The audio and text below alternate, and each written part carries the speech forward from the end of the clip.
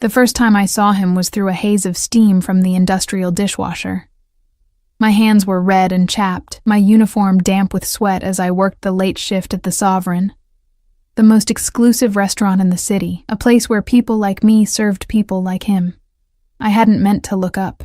6 months into this job, I'd learned to keep my gaze down, to become invisible. The wealthy patrons preferred their service staff to be ghosts, present when needed, absent when not. But the sudden hush that fell over the kitchen made me glance toward the door that connected to the private dining rooms. He stood in the doorway, his silhouette backlit by the amber lighting from the dining area. Tall and imposing, he wore a charcoal suit that looked like it cost more than my yearly rent. His dark hair was perfectly styled, not a strand out of place. But it was his eyes that caught me, intense, calculating, the color of whiskey held up to firelight. Mr. Castellano, our manager, Roberts, practically bowed as he approached. "Is everything to your satisfaction?" Castellano. The name rippled through me like a warning. Everyone in this city knew that name, whispered it with fear or respect, or both. Dominic Castellano controlled everything from the docks to the mayor's office. The legitimate businesses were just the surface. Beneath them ran a current of darker enterprises. I quickly looked back down at the dishes I was loading, hoping he hadn't noticed me staring. The last thing I needed was to attract the attention of someone like him. "The service is slow." His voice was quiet, oddly gentle for a man rumored to have ordered deaths with nothing more than a slight nod. "And the wine isn't what I requested." "Sir, I'm terribly sorry. I'll replace it immediately and speak to the staff." "See that you do." I kept my head down, focusing on my task even as I felt the weight of someone's gaze. A chill crept up my spine, the primal sense of being watched. When I dared another glance, his eyes were fixed directly on me. Our gazes locked for just a second, but it was enough. I dropped the plate I was holding, sending it crashing to the floor. The sound shattered the tension, and everyone in the kitchen froze. I'm sorry," I stammered, dropping to my knees to gather the broken pieces. "That's coming out of your pay, Elena," Roberts hissed as he hurried back into the kitchen, his face flushed with anger. "It was an accident," I whispered, but no one was listening. As I carefully picked up the shards, I cut my finger on a jagged edge. A drop of crimson bloomed against my skin, and I bit my lip to keep from crying out. "You." The deep voice made me jump. I looked up to find Castellano standing over me, his security detail hovering by the door. How had he moved so quickly, so silently? "Sir?" My voice trembled. "You're injured." It wasn't a question, but I nodded anyway, clutching my bleeding finger. To my shock, he reached into his pocket and pulled out a crisp handkerchief. He crouched down, a move that seemed impossible for a man in such an expensive suit, and wrapped the fine linen around my finger. His hands were warm, strong, with a network of thin scars across the knuckles. Hands that had fought, hurt, perhaps killed. "What's your name?" he asked, his voice so low that only I could hear it. "Elena," I whispered. "Elena Reyes." Something flickered in his eyes, recognition, interest, I couldn't tell. He tied the handkerchief with practiced ease, his fingers lingering against my pulse point. "Elena," he repeated, as if tasting my name. "Be more careful."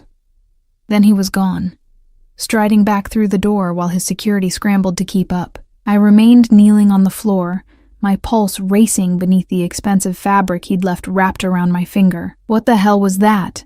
Roberts demanded, yanking me to my feet.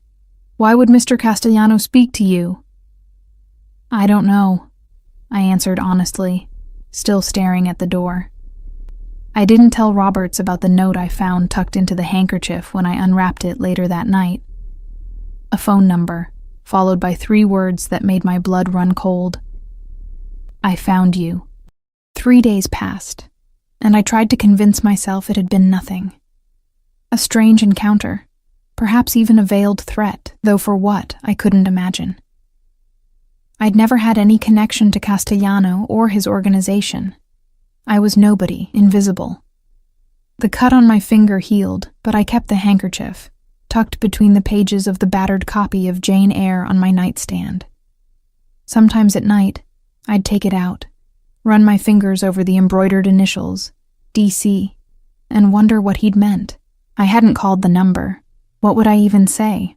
Besides, associating with someone like Dominic Castellano could only lead to trouble. My tiny apartment felt smaller than usual that evening as rain lashed against the windows. The building's heating system had broken again, leaving me huddled under blankets, a cup of tea warming my hands as I tried to study for the nursing exam I was scheduled to take in a month. This job at the Sovereign was just temporary, a means to an end. One day, I'd be the one helping others, not serving them overpriced meals. A knock at my door startled me. No one ever visited me here, in this run-down building at the edge of the city. I set down my tea and approached cautiously. "Who is it?" I called, my hand hovering over the chain lock. "Delivery for Elena Reyes," a gruff voice answered. I frowned. I hadn't ordered anything, and it was nearly 10 p.m., far too late for regular deliveries. "I think you have the wrong apartment," I said. "Apartment 4B, Elena Reyes. I need a signature." Against my better judgment, I opened the door a crack, keeping the chain engaged. A man in a delivery uniform stood there, holding a large box. "I didn't order anything," I insisted.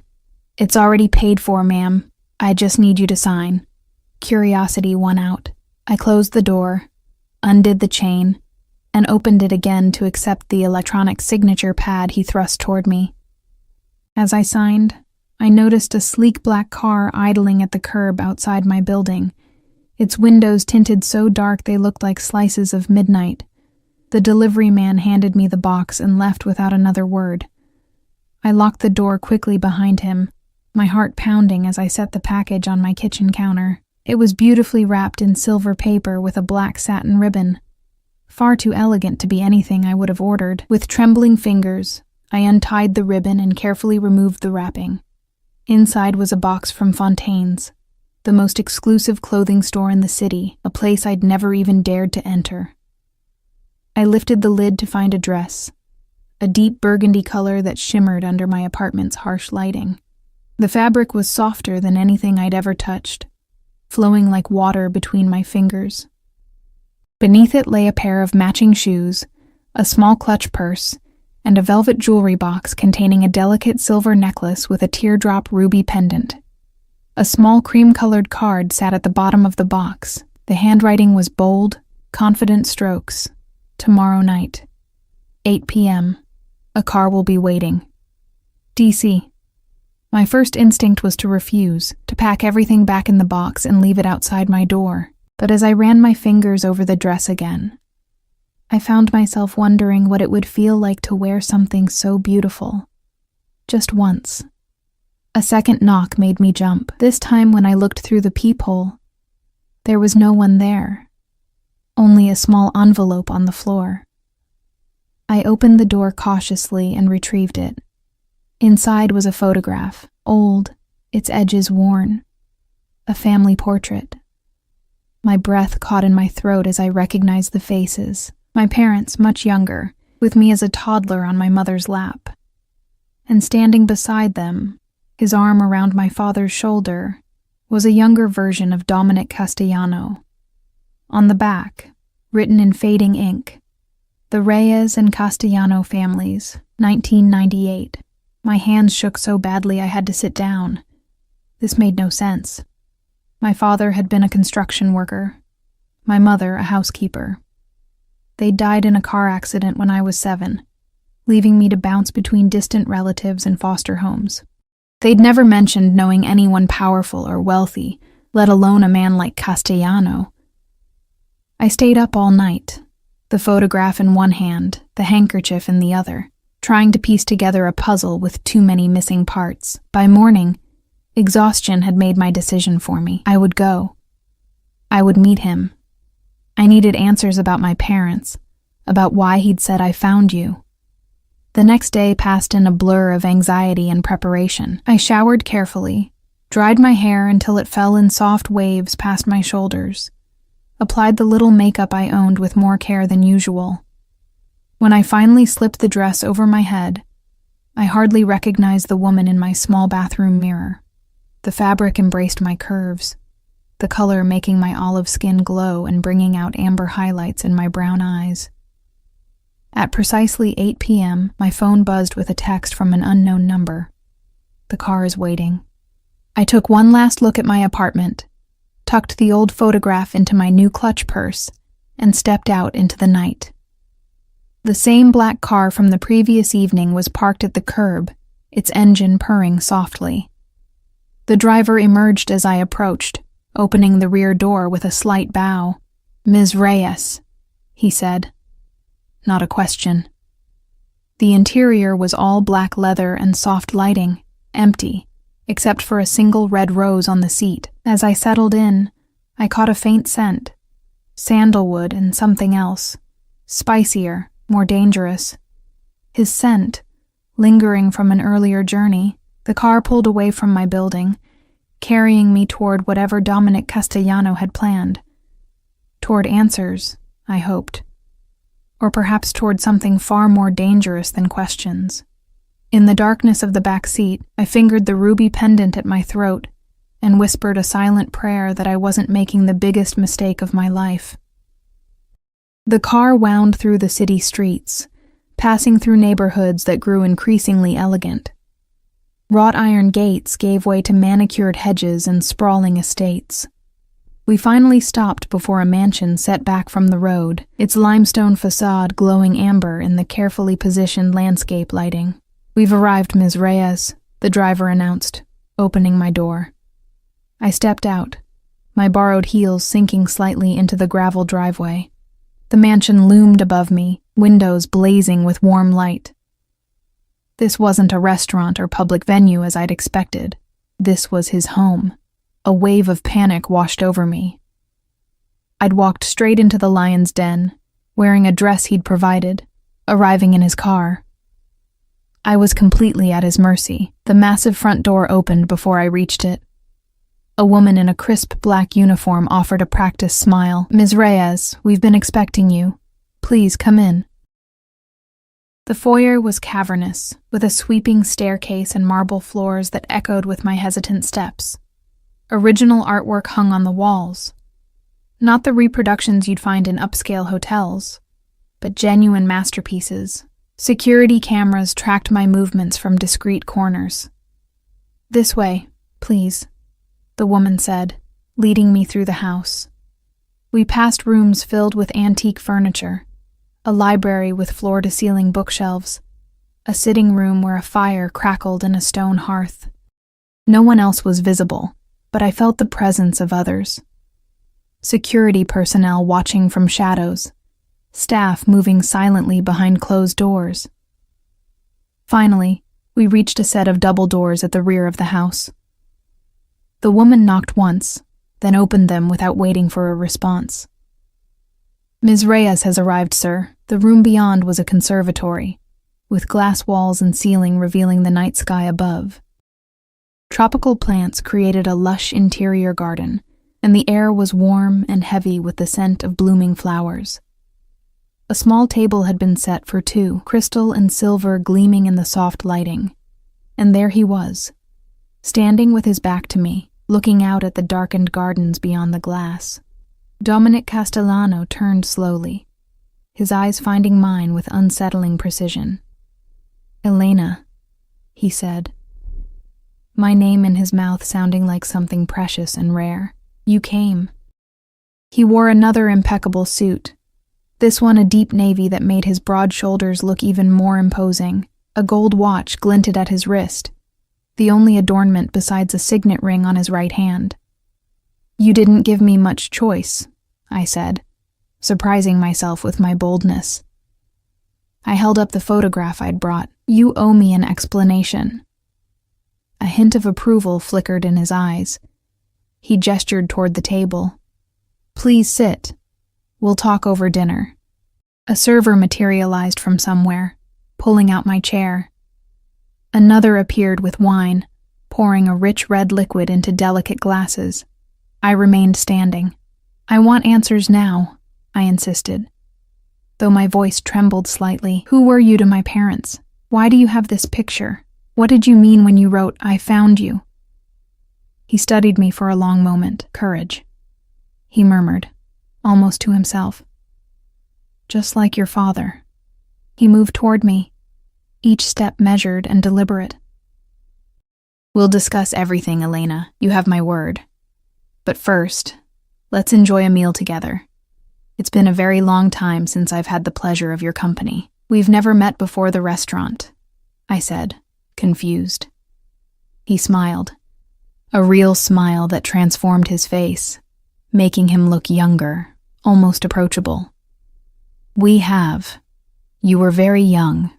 You wouldn't remember. Something in his manner made me relent.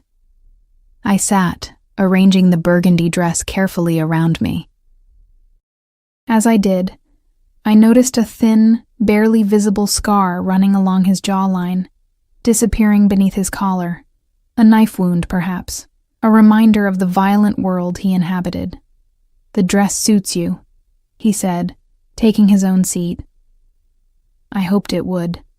How did you know my size? I asked, accepting the wine I didn't particularly want. I know many things about you, Elena. I've been keeping track for years. A chill ran down my spine despite the warmth of the conservatory. That's disturbing. Is it? Or is it reassurance that someone has been watching over you?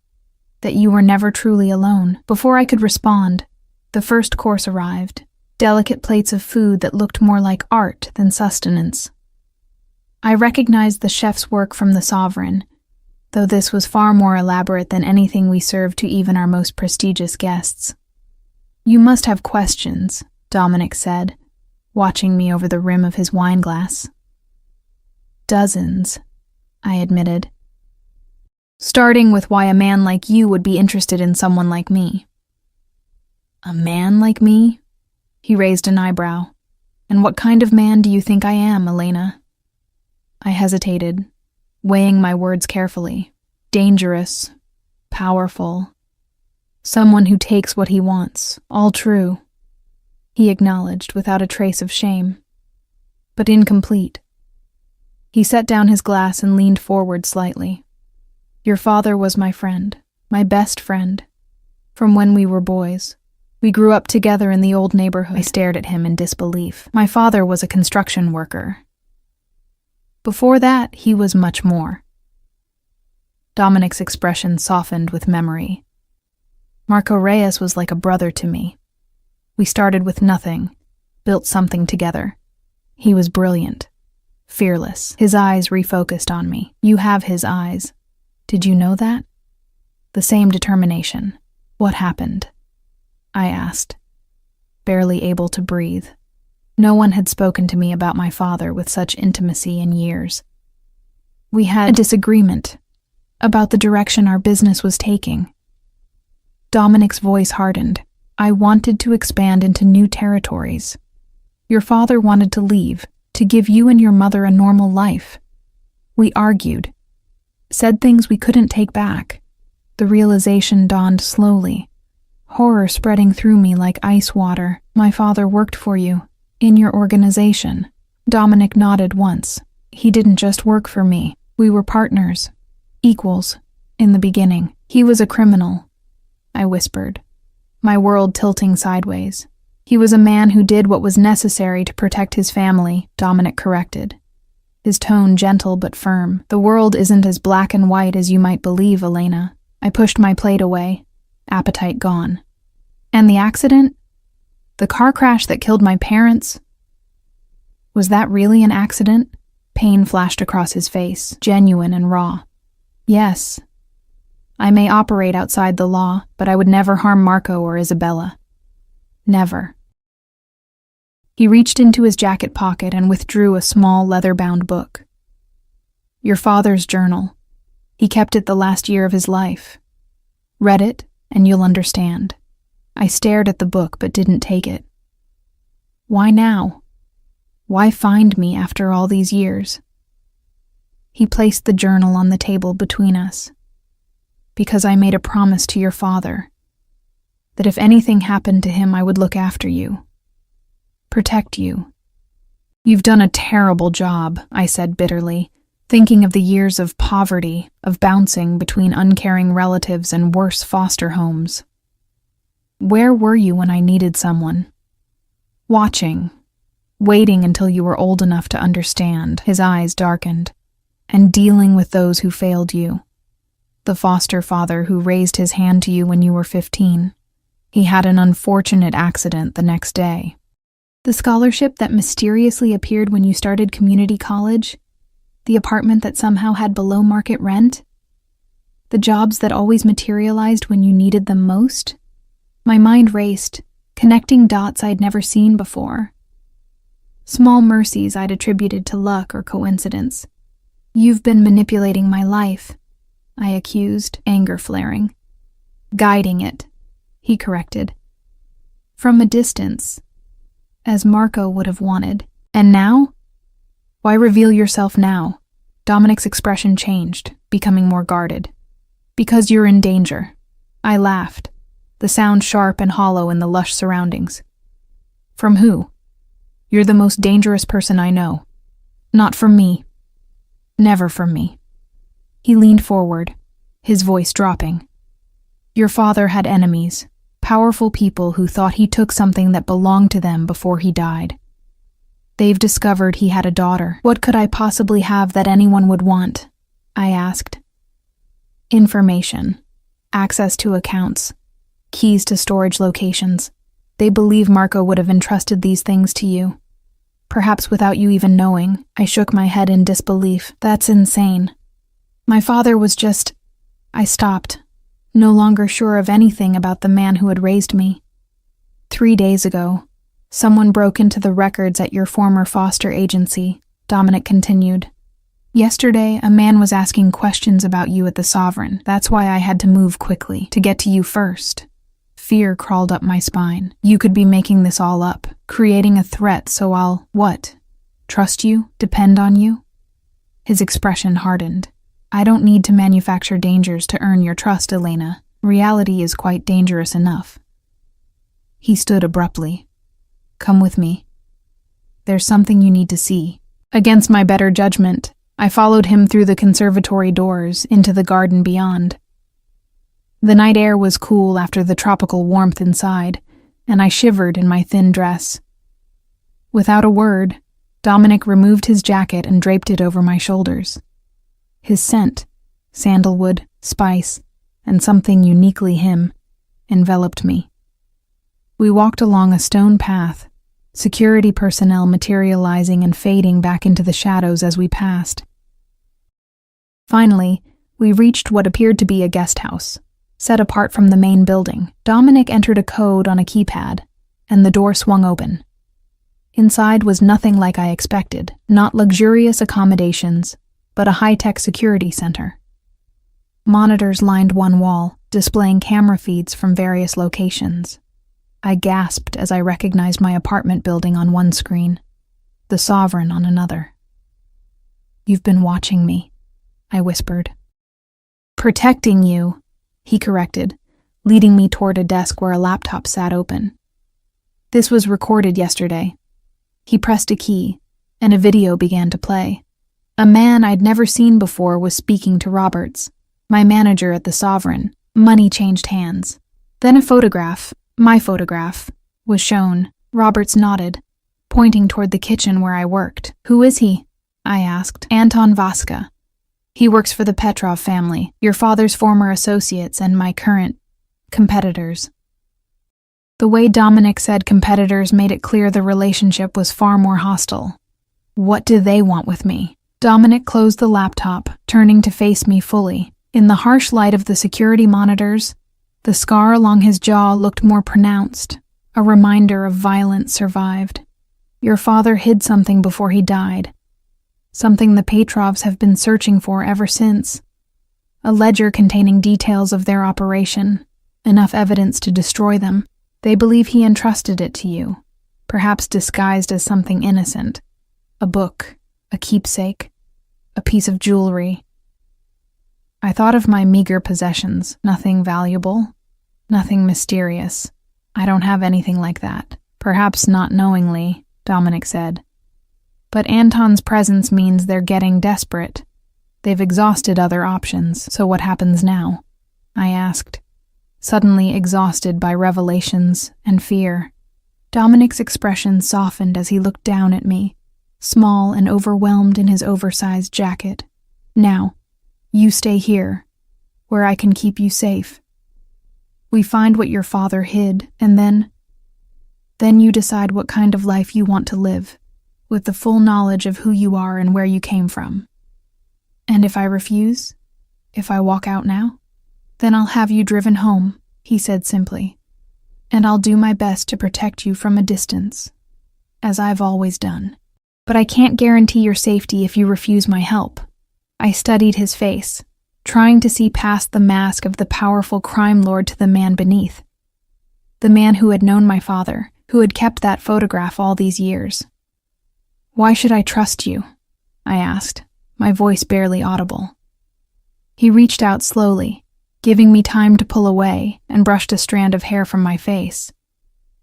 The touch was gentle, incongruous from hands capable of such violence, because I loved your father like a brother, he said softly. Because I've watched over you since you were a child. Because despite what I am and what I've done, I have never lied to you, Elena, and I never will. In that moment, standing in the glow of surveillance monitors showing a world I no longer recognized, I made my decision, not out of fear or coercion, but out of a desperate need to understand the truth about my past, and perhaps to secure my future. I'll stay, I said. But only until we find this ledger. And then I want my life back. Something flickered in Dominic's eyes. Satisfaction, relief, perhaps something more complex. Of course, he agreed. Your life is yours to direct. I'm merely offering protection while you need it. As he led me back toward the main house, his hand resting lightly at the small of my back, I couldn't shake the feeling that I had just made a deal with the devil. A devil who wore expensive suits, who looked at me with eyes that held secrets about my past, and who had orchestrated this moment perhaps years in advance. Yet beneath the fear and uncertainty, another emotion stirred, a flicker of belonging I hadn't felt since my parents died, as if I'd been wandering lost for years, and had finally, unexpectedly, found my way home. Morning light filtered through unfamiliar curtains, waking me from a restless sleep. For a moment, I forgot where I was. The bed was too soft, the sheets too silky against my skin. Then memory flooded back. Dominic Castellano, the revelations about my father, the decision to stay. I sat up, taking in my surroundings properly for the first time. The guest suite I'd been given was larger than my entire apartment, decorated in shades of cream and pale blue. Fresh flowers sat on a side table, their sweet scent permeating the air. Through French doors, I glimpsed a private balcony overlooking the gardens. My few belongings had been brought from my apartment during the night, my textbooks stacked neatly on the desk, my worn backpack hanging from a chair. The contrast between my threadbare possessions and the opulent room was jarring. A soft knock at the door made me pull the covers higher. Yes? A young woman entered carrying a tray. Good morning, Ms. Reyes. Mr. Castellano thought you might prefer breakfast in your room while you settle in. She set the tray on a small table by the window. Fresh clothes are in the wardrobe. Mr. Castellano would like to see you in his study at 10, if that's convenient. If that's convenient. As if I were a guest rather than a prisoner, albeit a well-treated one. Thank you, I said, for lack of a better response. When she'd gone, I slipped out of bed and padded to the wardrobe. Inside hung a selection of clothes in exactly my size, simple, elegant pieces that somehow matched my personal style, while being of far higher quality than anything I'd ever owned. I fingered the soft fabrics, caught between gratitude and unease at how thoroughly Dominic had studied my life. After a quick shower in the marble bathroom, complete with products I recognized as expensive from my time-serving wealthy clients, I dressed in jeans and a soft sweater that felt like cashmere against my skin. I ate breakfast. Fresh fruit, pastries still warm from the oven, the best coffee I'd ever tasted, while flipping through my father's journal. Most entries were mundane, detailing everyday concerns and joys, pride in my early reading abilities, worries about bills, love for my mother. But scattered throughout were cryptic notes, references to D and business dealings left deliberately vague. It painted a picture of a man torn between two worlds, the legitimate life he was building, and the shadow existence he shared with Dominic. The last entry, dated just days before the crash, chilled me. D doesn't understand. There's no clean way out of this life. The Petrovs won't let the matter rest, not after what I've taken. If anything happens, Elena must be protected at all costs. The key is with her always, hidden in plain sight, where only she would think to look. I closed the journal, my fingers trembling. What key? What had my father hidden with me? At precisely 10 o'clock, I made my way downstairs, following the directions a staff member had provided. The house was even more impressive by daylight. Soaring ceilings, artwork I recognized from museum exhibitions, furnishings that whispered old money and refined taste. It wasn't gaudy or showy. Everything spoke of genuine quality and understated wealth. Security personnel were visible now, positioned discreetly throughout the house. They watched me with professional detachment as I passed, acknowledging me with slight nods. Not guards to keep me in, I realized, but to keep others out. Dominic's study was a large room with wood-paneled walls and a wall of windows overlooking the grounds. Books lined built-in shelves, and a massive desk dominated one end. He stood when I entered, setting aside what looked like financial reports. "Elena," he said, his voice warming, "did you sleep well?" He looked different in daylight, no less powerful, but more human somehow. He'd forgone a suit jacket, wearing just a crisp white shirt, with the sleeves rolled up to reveal strong forearms marked with faint scars. The hard lines of his face seemed softened by the morning light. "As well as can be expected," I answered honestly. I held up the journal. "I've been reading." "And?" He gestured for me to sit in one of the leather armchairs positioned near a fireplace, taking the seat opposite. "He mentions a key that's with me always, but I don't have anything like that. No key. Nothing of value that could hide something." Dominic leaned forward, elbows on his knees.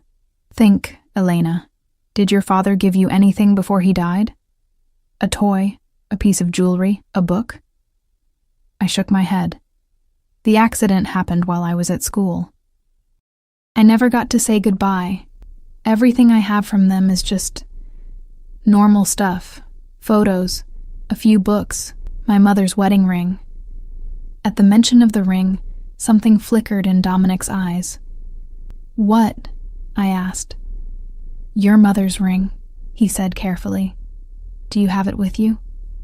"No, it's at my apartment, in a jewelry box on my dresser."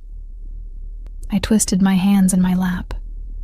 It's the only thing of real value that I have from them. I never wear it. I've always been too afraid of losing it. Dominic nodded thoughtfully. "We should retrieve it.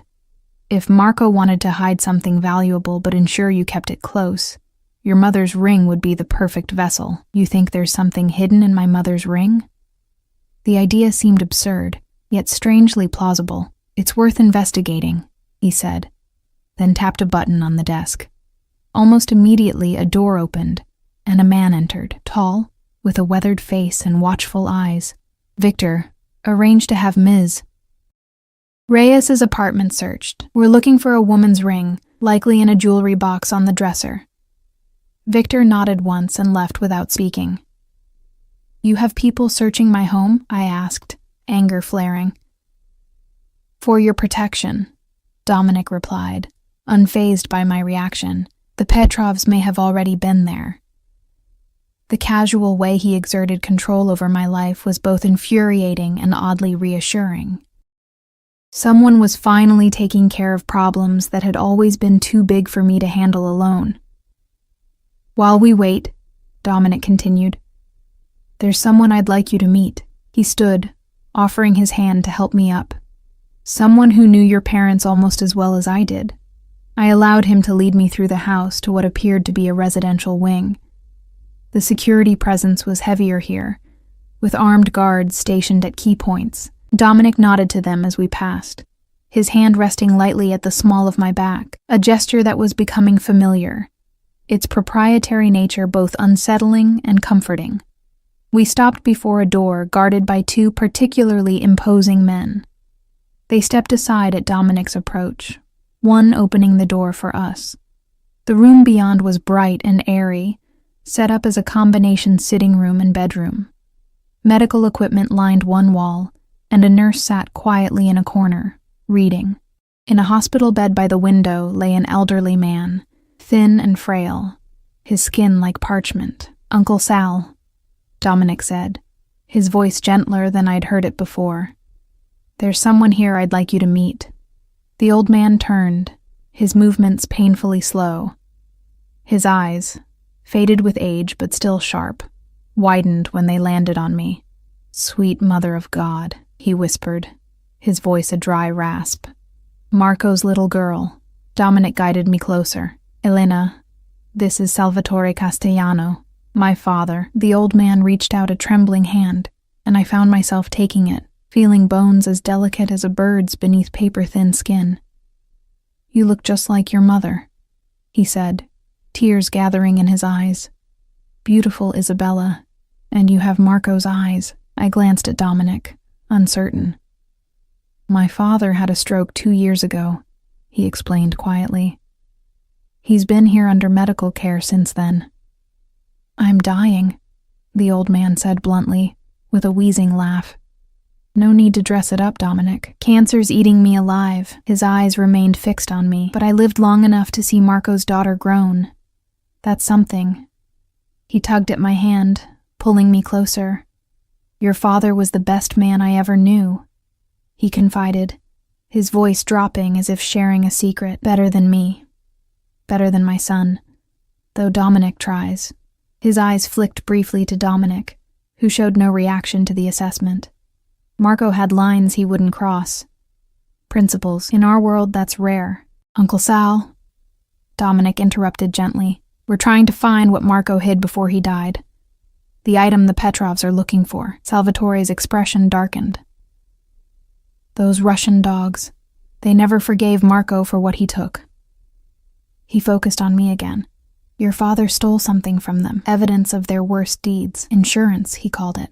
Do you know where he might have hidden it? I asked.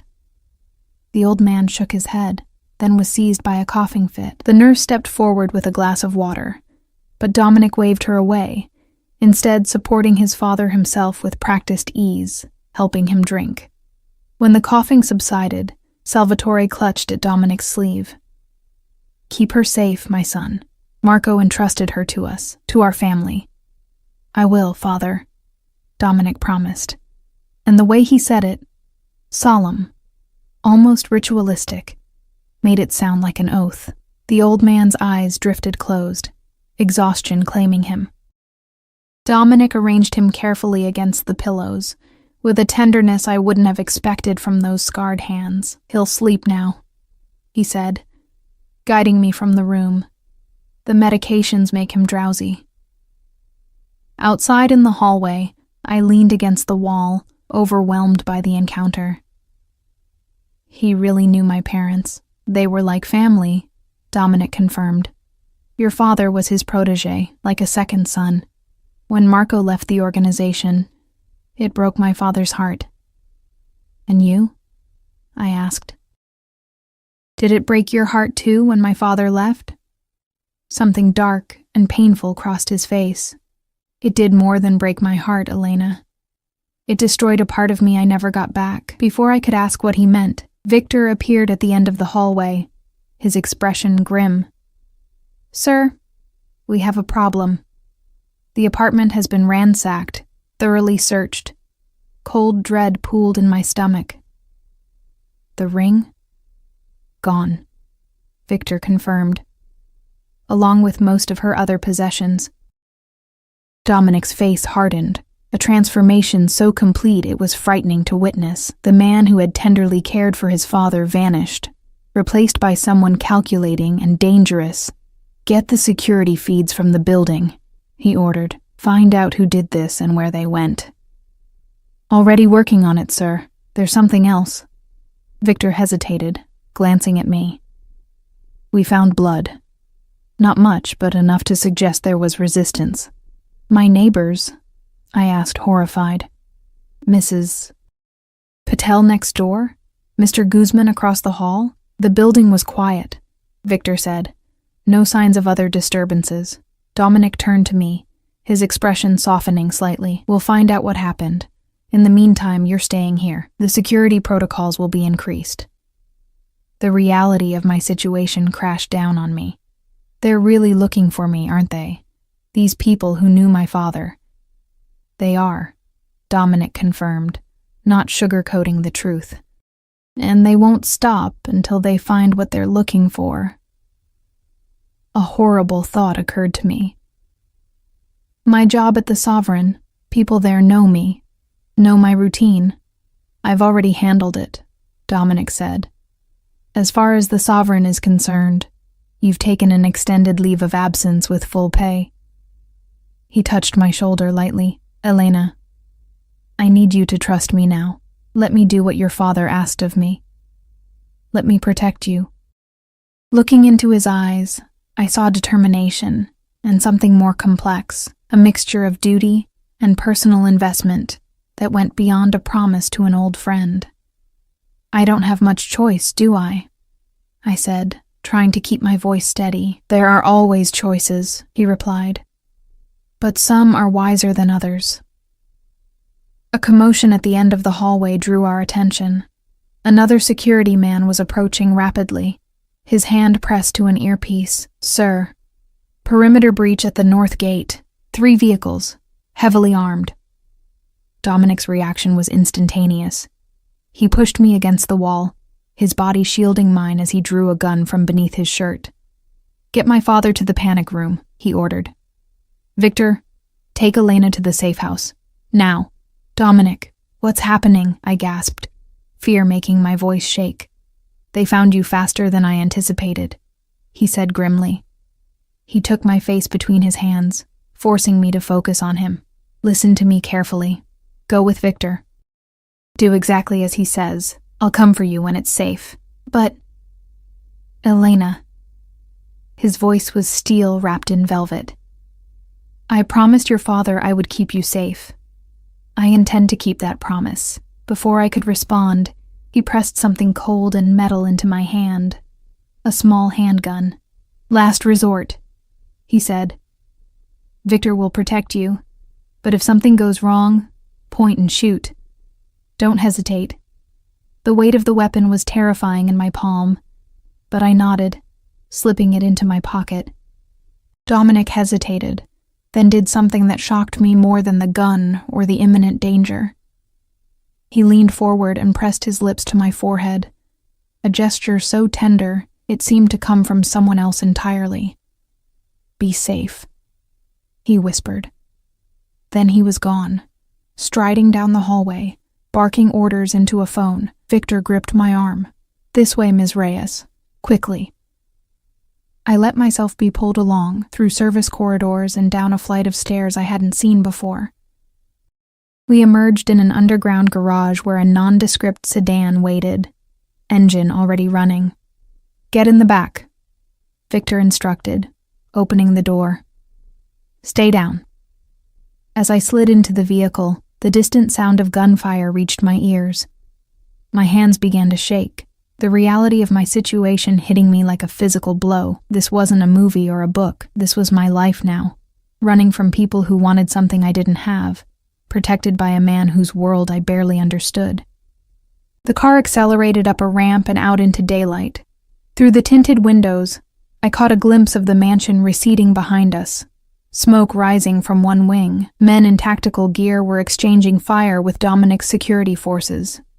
And there, in the middle of it all, was Dominic himself, weapon drawn, directing his men with the calm authority of someone who had faced violence many times before.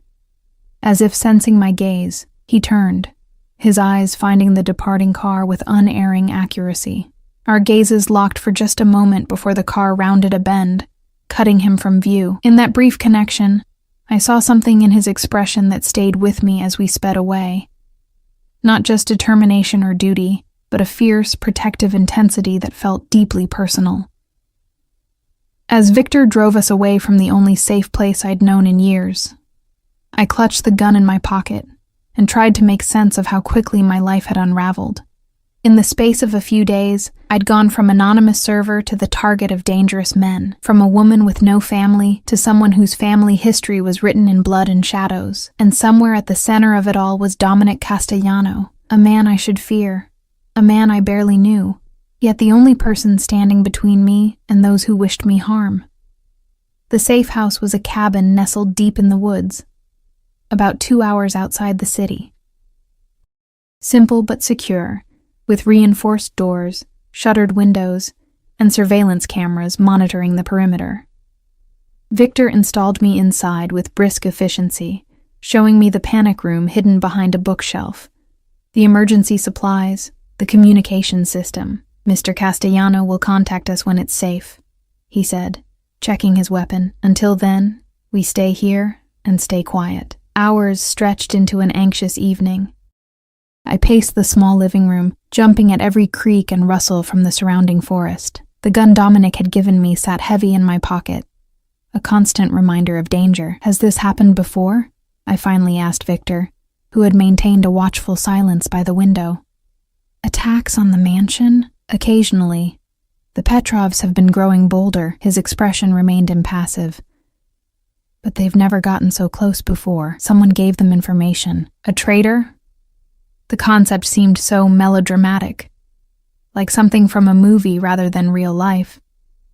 Victor merely shrugged. "In our business, loyalty is bought and sold like any commodity. Our business. As if I were already part of Dominic's world rather than an outsider thrust into it." The casual inclusion unsettled me. Night fell, bringing a different kind of darkness to the forest. Victor maintained his position, occasionally checking the security feeds on a tablet. I tried to sleep on the small sofa, but managed only fitful dozing, my dreams filled with gunfire and Dominic's intense gaze. I was awakened just before dawn by the sound of a vehicle approaching. Victor was instantly alert, gun drawn. "Stay back," he ordered, positioning himself between me and the door. The security panel near the entrance chimed with an incoming code. Victor's posture relaxed slightly, but his weapon remained ready. The door opened, and Dominic stepped inside. My breath caught at the sight of him. A cut above his eye had been hastily bandaged. His once immaculate shirt was torn and stained with what looked horribly like blood, and he moved with the careful deliberation of someone hiding pain. "The house is secure," he told Victor. "Take the perimeter. I need to speak with Elena alone." Victor nodded and slipped outside without question, leaving us in sudden silence. Dominic's eyes found mine, something vulnerable flickering in their depths, before his careful mask slipped back into place. "Are you all right?" "Am I all right?" I repeated incredulously. "You look like you've been through a war." A ghost of a smile touched his lips. "Occupational hazard." I moved toward him without thinking, reaching for the bandage above his eye. "You're hurt." He caught my hand, his grip gentle despite the tension radiating from him. "It's nothing." "It's not nothing," I insisted. "Let me see. I have nursing training, remember?" Something in his expression softened, and he allowed me to guide him to a chair. I found a first aid kit in the bathroom and returned to find him sitting exactly where I'd left him, his posture rigid with pain he wouldn't acknowledge. "What happened?" I asked, gently removing the bloodied bandage. "The Petrovs brought more men than expected," he said, wincing slightly as I cleaned the wound. "They were well informed about our security protocols." Victor mentioned a traitor. Dominic's eyes hardened. "Already handled." The clinical detachment in his voice sent a chill through me. This was the other side of Dominic Castellano, the ruthless enforcer who eliminated problems without hesitation. "The wound isn't deep," I said, applying a fresh bandage. "But you should have proper medical attention." "Later," he dismissed. "We have more pressing concerns." I stepped back, folding my arms across my chest. "Like what?" "Like the fact that the Petrovs are desperate enough to launch a direct assault on my home." He leaned forward, his intensity drawing me in despite myself. "They wouldn't take such a risk unless they were certain you had what they're looking for." "But I don't," I protested. "They believe you do, and that's what matters." He ran a hand through his disheveled hair, a surprisingly human gesture from someone who always seemed so controlled. "We need to find this ledger before they try again. Think, Elena. Think about what your father might have hidden with you." I sank onto the sofa, frustration and fear making my voice sharp. "I've told you everything. The only valuable thing I had was my mother's ring. And that's gone now." Dominic went still, a peculiar expression crossing his face. "Tell me about the ring." "It was simple," I said, trying to visualize it. "A gold band with a small diamond, nothing elaborate." "Had you ever had it appraised? Cleaned by a jeweler?" I shook my head. "I couldn't afford that. I just kept it safe." He stood abruptly, pacing the small room. "A ring would be too obvious. Marco was smarter than that." He stopped suddenly, turning to me. "What else did he give you? Something personal? Something you'd keep close?" I thought back to my childhood, to the blur of grief after the accident. "There was a locket," I said slowly, memory surfacing. "With their pictures inside. I wore it every day until the chain broke a few years ago. It's in the same jewelry box as the ring." "So it's gone too," Dominic said, disappointment evident. "No." I sat straighter as realization dawned. "No, I took it with me to work that day. The day you saw me at the Sovereign, the clasp was fixed, and I was going to wear it again. It should be in my locker at the restaurant." Dominic was already pulling out his phone. "Victor," he barked when the call connected. "The Sovereign, Elena's employee locker. There's a locket inside. Gold, with photos. Bring it here, now." He hung up and turned back to me, new energy in his movements despite his injuries. "If your father hid something, that locket is the perfect place. Small, sentimental, always with you." "But it's just a normal locket," I said. "I've opened it hundreds of times to look at their pictures. Marco was clever. He wouldn't make it obvious." Dominic's expression softened. "Elena, if we find this ledger, we can end this. The Petrovs will have no reason to come after you." "And then what?" I asked. The question that had been haunting me. "What happens to me after this is over?" He moved closer, his eyes intent on mine. "That depends on you." "What do you mean?" "You could go back to your life, finish your nursing degree, pretend none of this ever happened." He paused, something unspoken flickering in his expression. Or, I prompted when he didn't continue. "Or you could accept your heritage. Take your rightful place." "My rightful place?" I repeated, incredulous. "In your organization? As what? A criminal?" His jaw tightened at my tone. "As a Reyes. Your father helped build what I have today. Half of this empire is rightfully yours."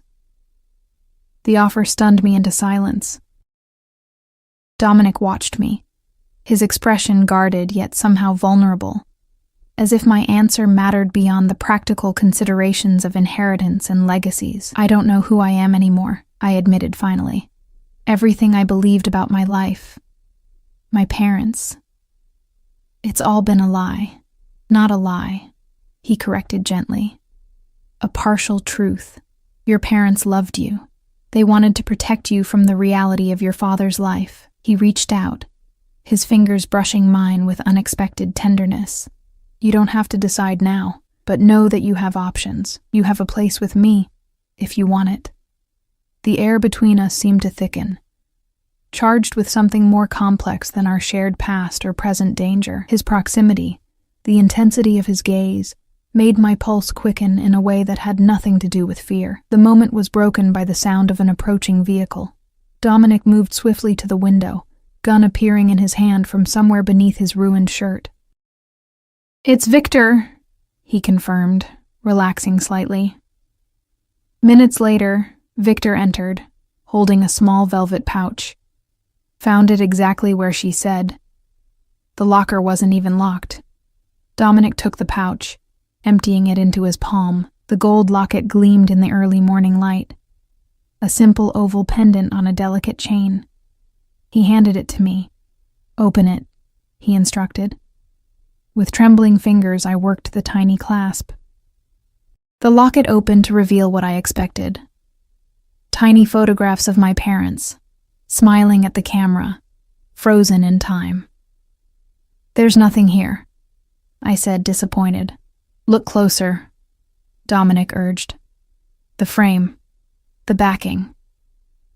I examined the locket more carefully, running my fingernail along the edge where the photos were secured. To my surprise, the backing shifted slightly. "It's loose," I murmured, working at it until the metal disc popped free. Behind it was not empty space, but a tightly folded piece of microfilm. Dominic's breath caught. "That's it. That's what your father hid." Victor leaned in, equally intent. The Petrov ledger.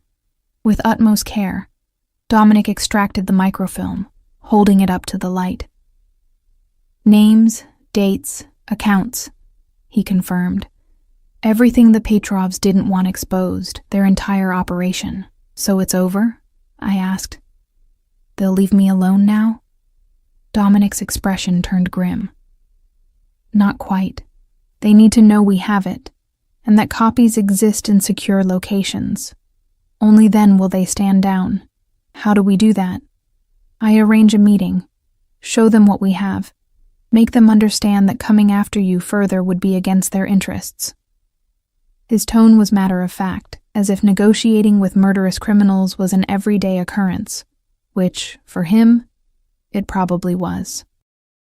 "And you think they'll just agree after they attacked your home, after they came looking for me? The Petrovs are ruthless, but they're also practical businessmen," Dominic said. "Once they know the ledger could be released if anything happens to you, they'll consider you more valuable alive than dead." The clinical assessment of my worth made me shiver. "Make the arrangements," Dominic told Victor.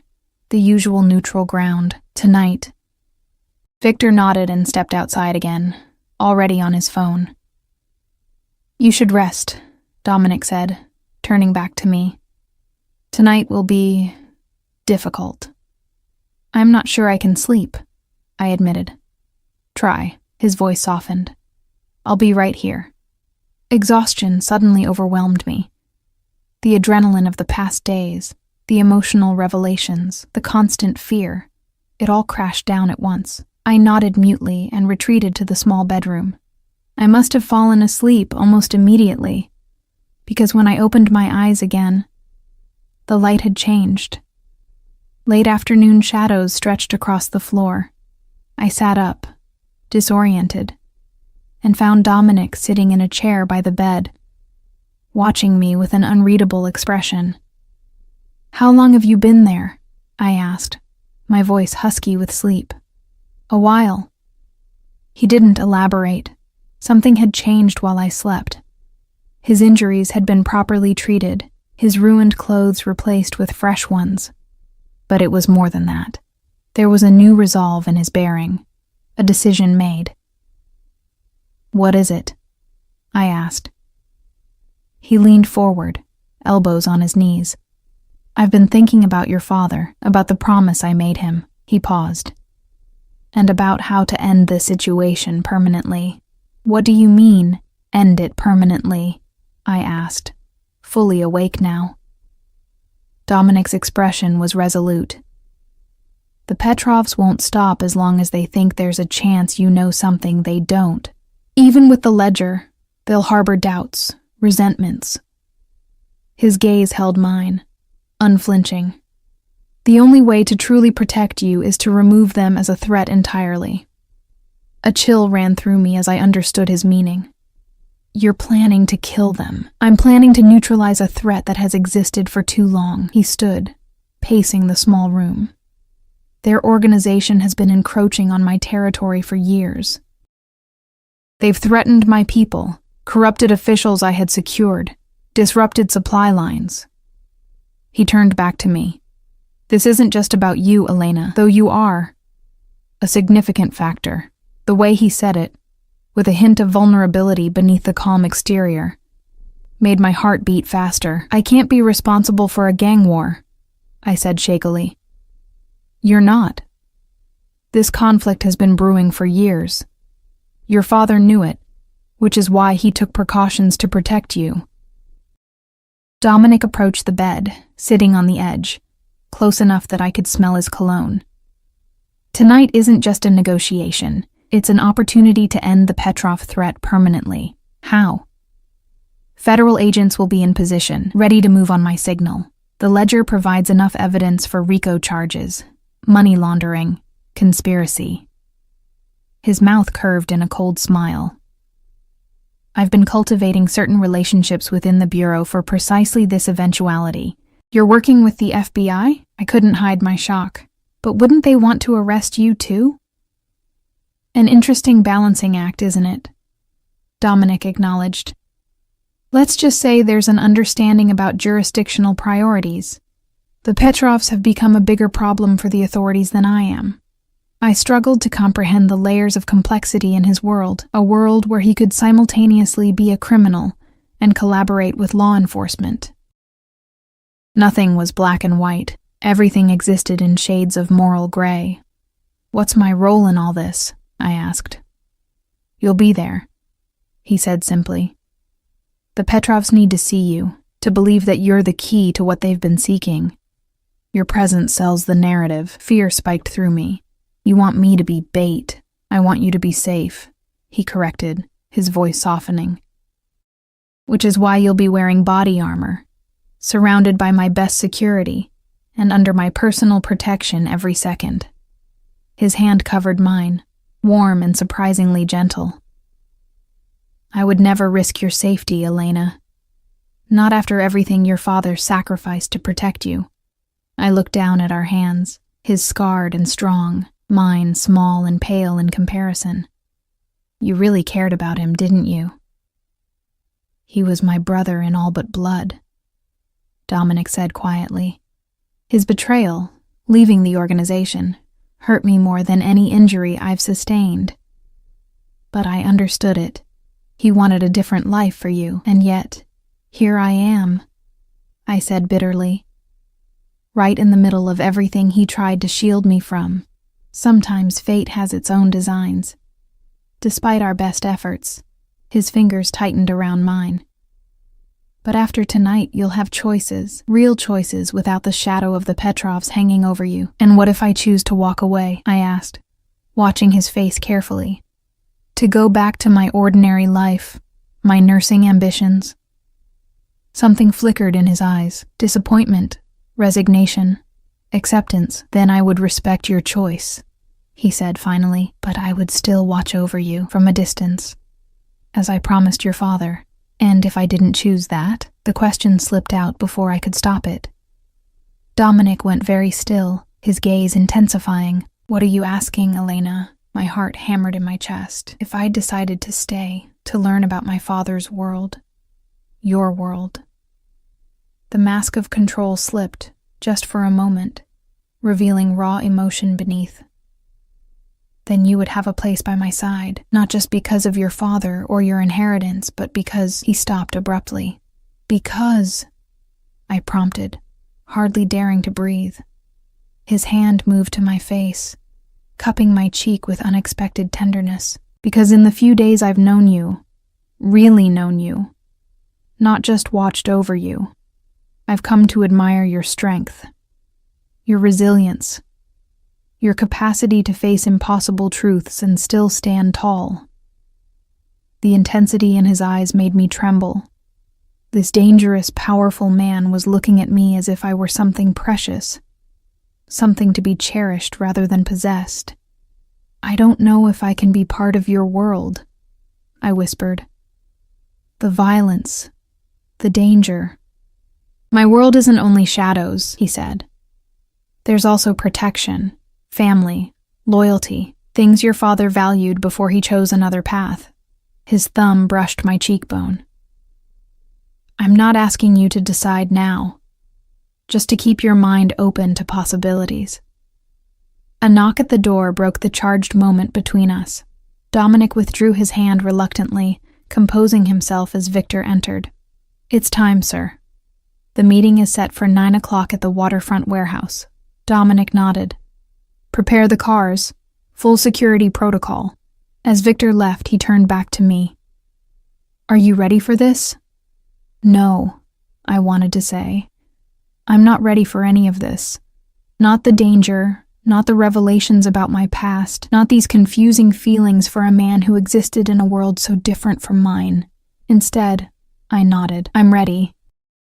The warehouse loomed dark and imposing against the night sky, its windows broken and boarded, its metal sides rusted from years of exposure to salt air from the nearby harbor.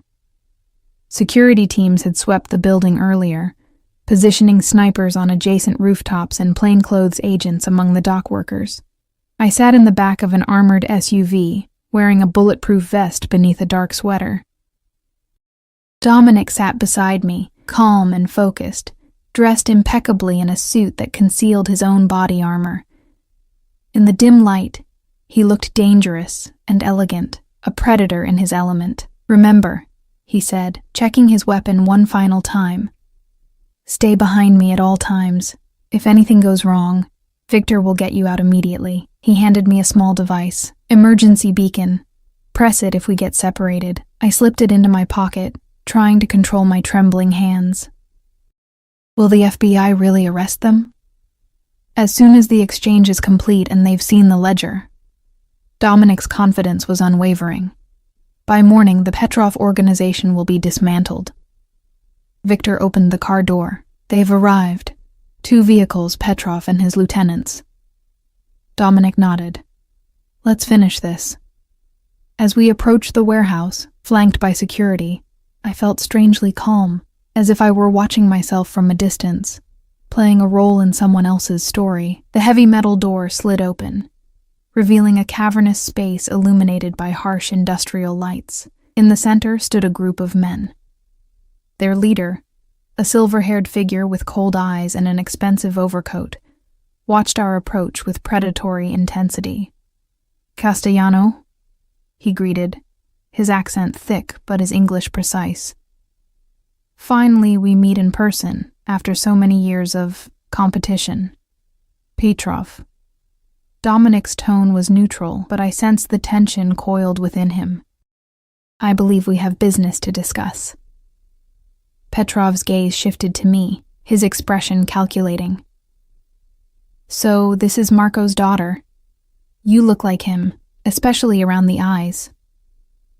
I fought the urge to step back, to hide behind Dominic. Instead, I met his stare evenly, channeling something of the strength Dominic had praised in me. We have what you've been searching for, Dominic said, drawing Petrov's attention back to himself. The ledger your organization has killed for, threatened for. Show me, Petrov demanded. Dominic nodded to Victor, who approached with a laptop. The microfilm has been digitized. See for yourself. As Petrov and his men crowded around the screen, Dominic positioned himself slightly in front of me, a living shield. I watched Petrov's face as he viewed the contents, his confidence faltering, then hardening into something ugly and desperate. You know what this means, Dominic continued. Evidence of every illicit transaction, every murder ordered. every official bribed. Enough to destroy your entire operation. What do you want? Petrov asked, his voice dangerously quiet. 2 things. First, you withdraw completely from my territories.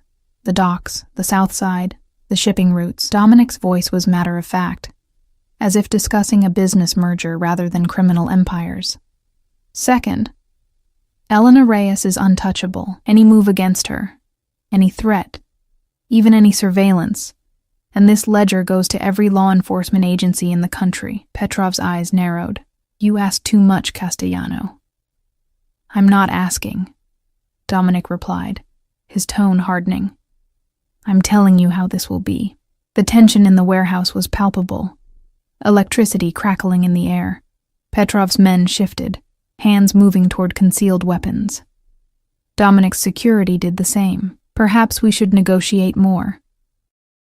Privately, Petrov suggested, gesturing toward a side office. Just you and me, Castellano. It was a trap. I knew it instinctively, could see it in the slight smirk that touched Petrov's mouth, the way his men subtly repositioned themselves. Dominic, I whispered urgently. He gave an imperceptible shake of his head, silencing me. Why not? He agreed. Victor, stay with Elena. As Dominic moved to follow Petrov toward the office, a subtle movement caught my eye. One of Petrov's men adjusting something beneath his jacket, the glint of metal. Gun! I shouted, just as all hell broke loose. Gunfire erupted from multiple directions. Dominic dove toward me, knocking me to the ground and covering my body with his, as bullets ricocheted off concrete and metal. Victor pulled me behind a stack of crates, returning fire while Dominic engaged the nearest threat. Through the chaos, I heard shouting, saw figures in FBI jackets pouring in through side entrances. The raid had been triggered early by the gunfire. Stay down, Dominic ordered, firing with deadly accuracy at Petrov's men. But through the smoke and confusion, I saw Petrov himself slipping away toward a back exit, a weapon in his hand. Without thinking, I pressed the emergency beacon in my pocket and followed, keeping low and using the chaos as cover. I couldn't let him escape, not after everything that had happened, not when he was the source of the danger that had upended my life. The back corridor was dimly lit and deserted. I moved cautiously, the gun Dominic had given me earlier now in my hand. Ahead, I heard a door open, saw a slice of night sky. Stop! I called, raising the weapon the way Dominic had taught me during our brief instruction. Petrov turned, surprise flashing across his face before it settled into contempt. Marco's daughter, he sneered. Coming to avenge Daddy? You've threatened me, invaded my home, endangered people I care about, I said, my voice steadier than I expected. It ends now. He laughed, a cold sound that echoed in the narrow space. You won't shoot me, little girl. You don't have your father's killer instinct, or your lover's. Dominic isn't my lover, I said automatically. Petrov's smile widened. No? The way he looks at you says otherwise. The mighty Castellano, brought low by Marco's little girl. His expression hardened. He'll get you killed, just like your father. My father died in a car accident, I said, but doubt crept into my voice. Is that what Castellano told you? Petrov laughed again. Your father died because he trusted the wrong person, because he believed Dominic would help him escape this life. My hands trembled on the gun. You're lying. Ask him who was driving the car that night, Petrov taunted. Ask him why your mother's body was found with a bullet wound that the police conveniently overlooked. Shut up, I whispered, tears blurring my vision. Elena. Dominic's voice echoed down the corridor.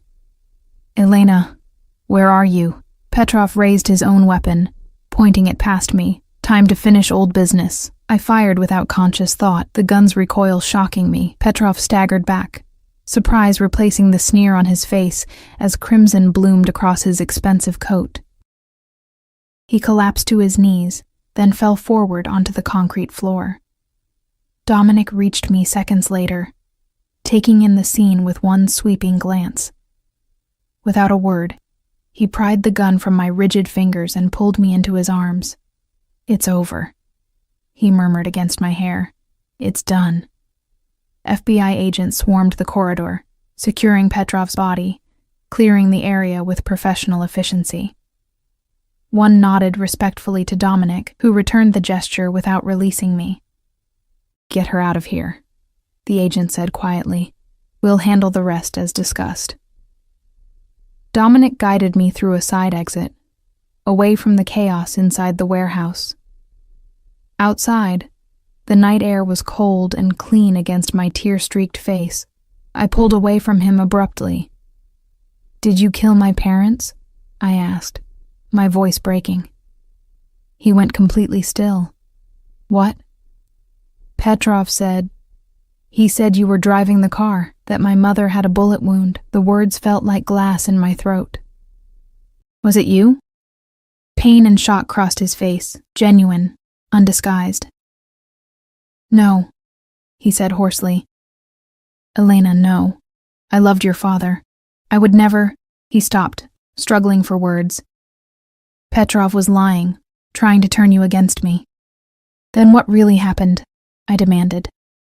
"I need the truth, Dominic. All of it." He closed his eyes briefly, composing himself. When he opened them, there was a raw honesty there I hadn't seen before. "Your father called me the night before the accident. Said he had evidence against the Petrovs, that he needed my help to disappear, to take you and Isabella somewhere safe." Dominic's voice was low, haunted. "I agreed to meet him the next day, to make arrangements, but the Petrovs found out somehow. They sabotaged his car, cut the brake lines. And my mother's gunshot wound? She wasn't shot," he said firmly. "The crash was violent. Glass, metal. The coroner might have mistaken a puncture wound for a bullet hole, but there was no shooting. I made sure of it. I saw the reports, paid for a second examination." I searched his face for any sign of deception, finding only grief and what looked like sincere regret. "I should have helped him sooner," Dominic continued. "Should have moved faster. By the time I reached out, it was too late." His hands clenched at his sides. "It's the greatest failure of my life, Elena. Not being there when Marco needed me most." The ring of truth in his words, the raw emotion behind them, made something tight in my chest begin to loosen. "You've been watching over me since then," I said, "keeping your promise. At a distance, as he would have wanted." Dominic stepped closer, carefully, as if afraid I might run. "But seeing you again, getting to know you, it's changed things, changed me." "How?" I asked, barely breathing. His hand rose to my face, fingers gently tracing my cheekbone. "You remind me of what I once was, before this life hardened me, of the man your father believed I could be." He paused, vulnerability clear in his eyes. "You make me want to be worthy of your trust." In that moment, with sirens wailing in the distance and the aftermath of violence all around us, I made my choice. Not out of fear or obligation, but out of a recognition of truth that resonated deep within me. I closed the distance between us, my hand finding his cheek as his had found mine. "I believe you," I whispered. Relief washed over his face, followed by something deeper, more profound.